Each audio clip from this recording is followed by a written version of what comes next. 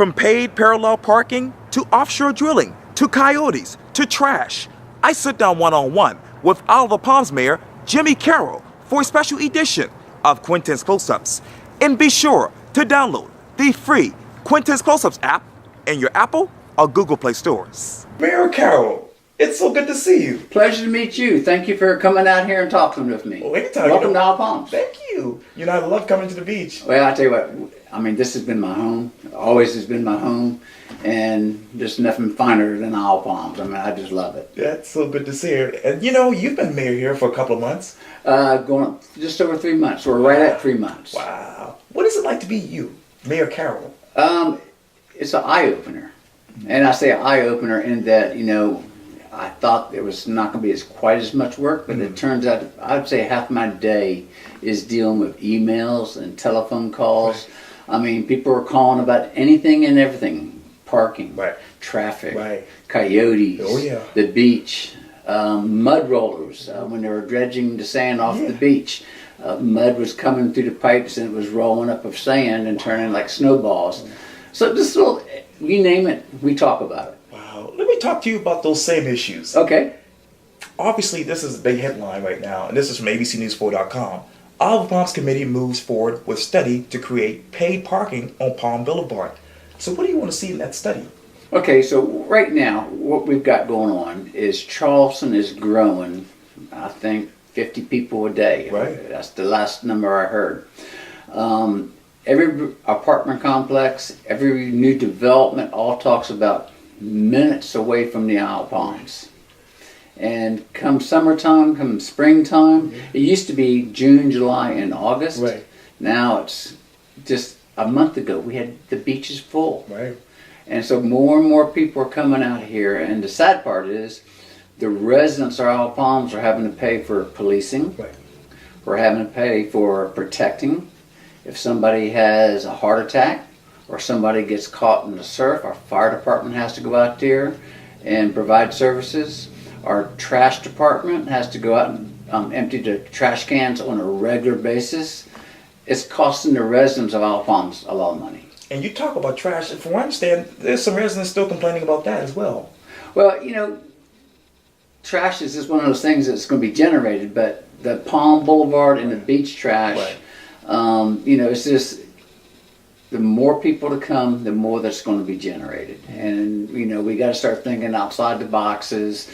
You know, is it fair for the Isle of Palms residents to have to pay for all this extra police protection, safety protection, sanitation on the beach, and stuff like that? The paid parking is not going to happen anytime soon. This year we're shooting to go into a year-round parking plan. Okay. In fact, it will probably be made as a first reading this coming Tuesday night. Right. When I say a year-round parking plan, we are trying to get it where Palm Boulevard and from 2nd Avenue to 10th Avenue on the side streets from Ocean to Carolina will be visitor parking. Right. On Palm Boulevard, both sides of Palm will be visitor parking. We want to make it, instead of on the ocean side of Palm Boulevard being parallel to the road and the other side is perpendicular to the road, make both sides of the road parallel parking. And the reason we say that is it's safer to get into a parking spot than it is backing out into a busy Highway 703. Right.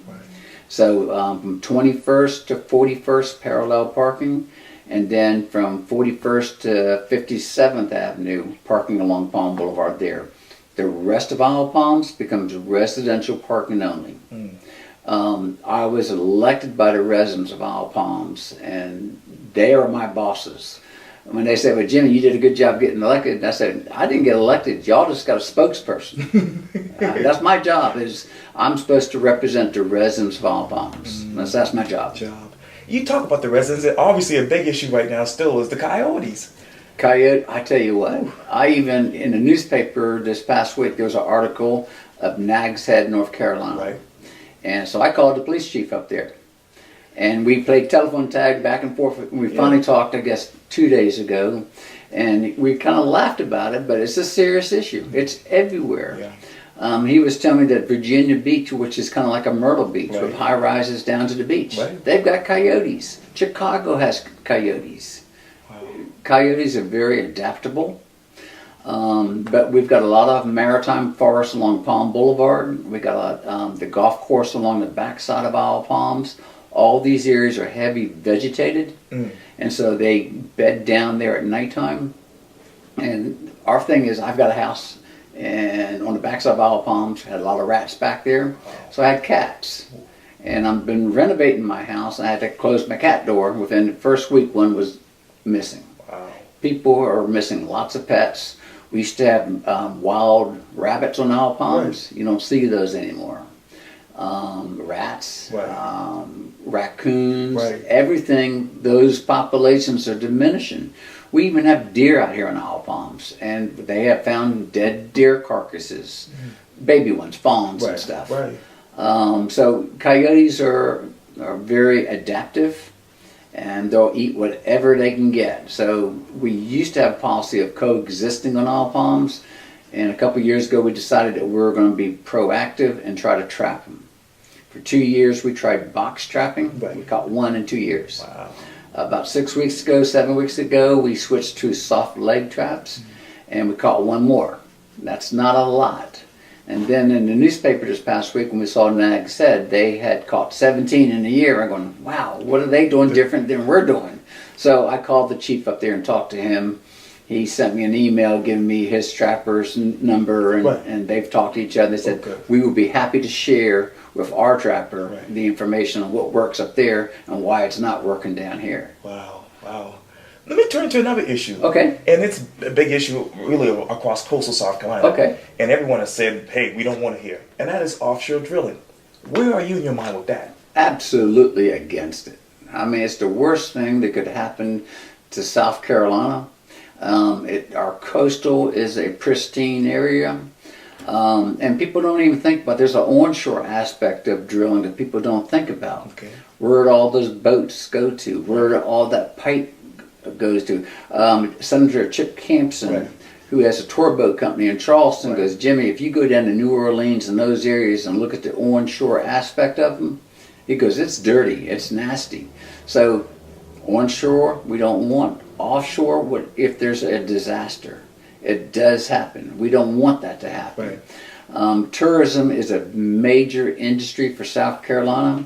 I think the last number I saw was like $90 billion a year for South Carolina. That's it. Just we talk about rental houses, we talk about hotels, we talk about workers in the hotels, we talk about the food industry, the bar industry, the tourism, tours in downtown Charleston.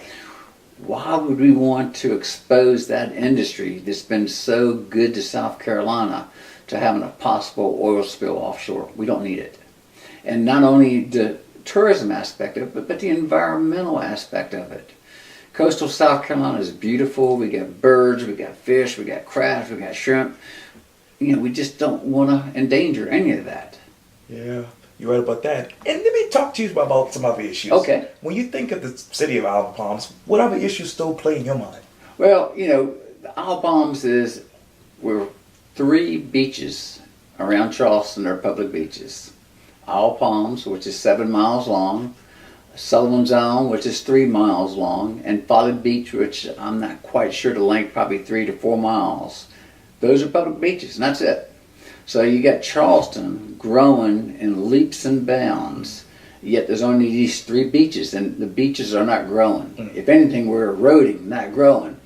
And so where do all those people go to? So the growth is really impacting the quality of life on Isle of Palms. It also impacts safety on Isle of Palms. As everybody comes to the beaches, across the street is Charleston County Parks. You got cars that are backed up into the road, trying to get into that park, trying to get into the city lots that we have. When those lots are full, cars are still sitting there. And if somebody gets hurt, those police cars, fire trucks, EMS, they all have to get there. When I first got on council back in 2012, I did a ride around with one of the police officers. And there was a heat stroke victim at Charleston County Parks. We tried to get there and we couldn't get into it because the traffic was so backed up in every direction. So it's a safety issue. As you go down Palm Boulevard and you look at all the cars parking on both sides of the road, which scares me more than anything is when a kid, a child, comes for an hour drive to get to the beach, and all of a sudden they get to the beach and the door opens and they run out the car. We don't want somebody to get hurt.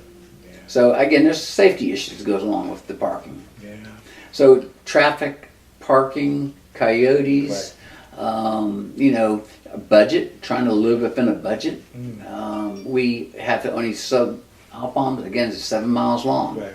1/3 of Isle Palms is year-round residents. Right. 1/3 are second homeowners, and 1/3 are vacation rental houses. Right. So, there's a lot of people we take care of, from folks who live here, to folks who second home here, to the folks who vacation here. Our job is to make sure that we provide good services for everybody. So what would you leave in the budget and what would you take out of the budget? Well, I'm not sure we can really take out anything in the budget because our budget, we're just starting our budgeting process right now. Okay. What we can't do is do all these. One of the reasons I got voted in was a Marina Redevelopment plan. That was a hot topic on Isle Palms. Right. The city was very fortunate to buy the marina from the Finch family years ago. Right. I think we paid $4.25 million. That's just over 5 acres of land on the water. There are 4 tenants down there, and we leased them out. And those tenants have all leased out small businesses to tour boats, to charter fishing boats. Right. We get jet ski rentals, boat ski rentals, kayak rentals, stand-up paddleboard rentals. And then we have all the people who come who want to launch their boat on Isle Palms. So the problem is they were talking about redeveloping the marina, and one of the previous councils had given a 30-year extension to the marina tenants, to the tenants down there, and yet if we put the redevelopment plan was $5.5 million, but yet we're locked into a 30-year lease. They weren't going to be giving us any more money back, but yet the city of Isle Palms takes on that additional expense. It just didn't seem right. So the way I got elected was, it's my big stance against the Marina Redevelopment plan. Okay. If it passed, I would not be mayor. If it failed, I was going to be mayor, and that's exactly what happened. The residents of Isle Palms did not want to see. We had a referendum on that. Right. And the referendum was very strongly against the Marina Redevelopment. But it's not like we don't want to take care of the marina. We are taking care of the marina. Okay. We are in the process right now of putting budgeting for new gas tanks, underground storage tanks. Wow. We've got to do that. It's on the Intercoastal Waterway. Right. We're spending $250,000 as we speak on a bulkhead on the outside of the edge of the marina. So we're going to take care of it. But we can't put $5.5 million into it and not get something back in return. It's a major, major city asset, but we still have to take care of it. And, the tenants down there, with the lease they got, the maintenance of it is on us. And so we have to be careful. We have to be fiscally responsible on how we spend our residents' money. We need to be in your house. You have a budget you have to live within. In my house, I have a budget I have to live within. Well, the next level up is a city or a town. Okay. We have to learn to live within a budget. Beyond that becomes the county. The county has to learn to live within a budget. The state has to be within a budget. Our federal government should be within a budget, but I don't think we're living within a budget. I just look at that $21 trillion financial clock that's ticking away. Oh, yes. We can't print money on Isle Palms. So whatever monies we come in from property taxes and from tourism taxes, that's what we live off of. And our hospitality taxes. Right. Restaurants and bars, they have a tax for drinks and food and stuff like that. That's our budget. So we have to learn to say, all right, how much are we going to put into recreation? How much are we going to put into the fire, police? We have to think about the long-term effects of replacing fire trucks and trash trucks. So instead of borrowing money, we put so much money aside every year to replace a truck, 12 to 15 years. And the other big thing is when I talked about 1/3 of the folks live here, Right. and then 1/3 are second home and 1/3 are vacation rentals, that means 2/3 of all Palms pay almost 300% more in property taxes than those who live here. And that 1/3 that rents the houses, there's called room accommodations tax money. Yeah. That brings in another $2 million, give or take. Okay. What happens if we keep on spending money to the limit every year and we have a Hurricane Hugo again? I grew up here. I never thought about tidal surge, but Hugo was a wake-up call. I lost my house. I lost my business. I lost all my pictures of my growing up. It's something we have to be prepared for. And when a storm hits, tourism stops. It takes years for it to recover. So that's, we got to think of the long-term picture. We got to put money in emergency funds, Right. and then not spend every dime that we got coming in. Well, Mayor Jimmy Carroll, thank you so much for your time. I really, really appreciate this. That's all. Come on. I have more questions than this. So what do you do? Tell me about your background now. Oh yeah, Quintin's Close-Ups. I do interviews with newsmakers across Charleston, and that's what I do. I interview a lot of newsmakers and get their message out. Well, we want everybody to realize Isle Palms is a beautiful island. Yes. We want people to come and visit Isle Palms. Right. We want people to come and visit, but when they leave, pick up the trash that they have, and don't be afraid to bend over and pick up another piece of trash. We were the first beachfront community to ban plastic bags. We were the first beachfront community to write a proclamation against offshore drilling. Right. So, Isle Palms is real proactive when it comes to protecting our environment. I hope you can get that into the interview. Oh, sure. That's just something that we feel real passionate about. Okay. That we love our island, we want to protect it, and we want it to be there for not only for us, but for our kids and for future generations. Sure. Well, thank you for this, Mayor. I really appreciate this. Thank you very much. Nice meeting you. Likewise. I've seen your interviews. Oh, thank you. Yeah. So I appreciate you asking me to be interviewed. Anytime. And if you ever have any questions on Isle Palms, pick up the phone and call me. I will. Or I'm always trying to make myself available. Yeah, I appreciate that. We appreciate it. Okay, so I get to see this on YouTube? Yes, sir. All right. Yeah.